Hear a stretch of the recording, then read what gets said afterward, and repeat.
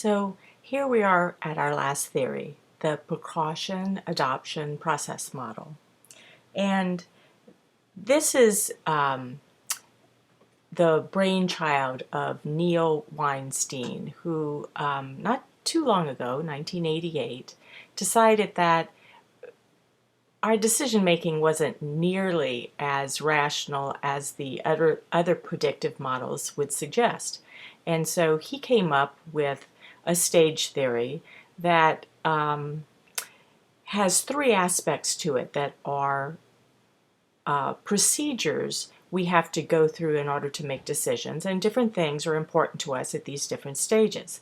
So for instance, in that first stage, he is looking at awareness. He said a lot of times we don't do anything just because we're not aware. So I buy a new house.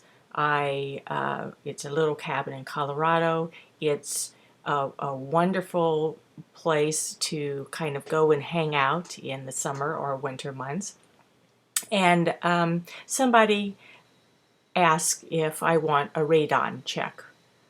And at that point, I hadn't even thought that there would be a need for something like a radon check in the purchase of a cabin. So if we look at risk management behavior, the radon detection test would be something that I wasn't aware of, that I became aware of. So I'm not going to do anything to make some sort of healthier risk management kind of decision unless I know about it. So awareness is the first feature.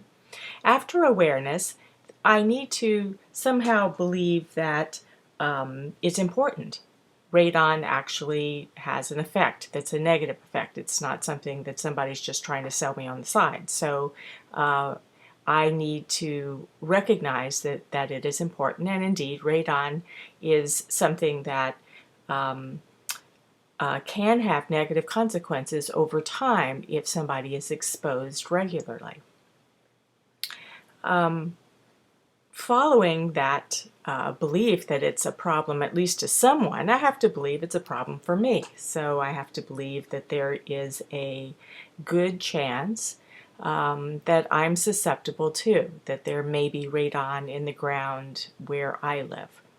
And so those three categories, he said, really need to be met before we're ready to make a decision. So at any point, I can kind of blow it off.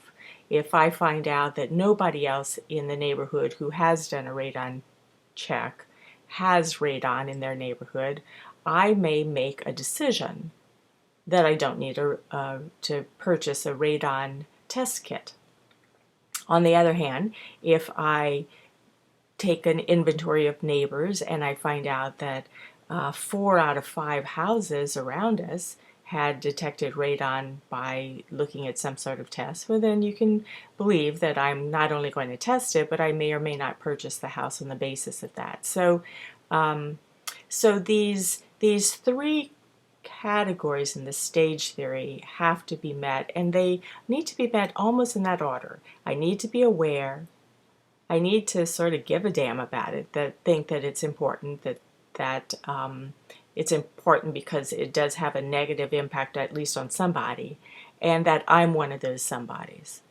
Then we have decision to act. And decision to act is just a moment in time where I can make a decision either for a health promotion behavior or against a health promotion behavior. And that takes me down 2 different paths. But each of them, if based on good information, go with a yay or a nay.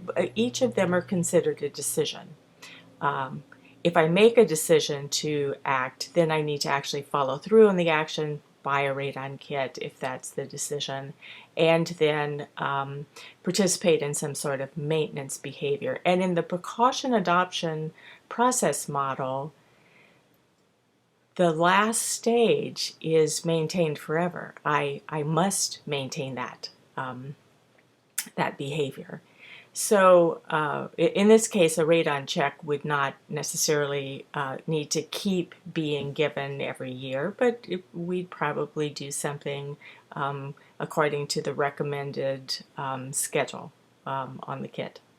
So, so that's the precaution adoption process model, and it's very, very similar to the trans-theoretical model, and that's why I've listed the two right here, kind of close to each other, so that you can see that what's considered pre-contemplation and contemplation, and possibly even into planning stages, are what are fleshed out more according to Weinstein. So he's not saying that people are just sort of unaware or thinking, yeah, one day maybe I'll do something about it, but he has them actually doing very specific things. And we'll talk about this more in our campus class.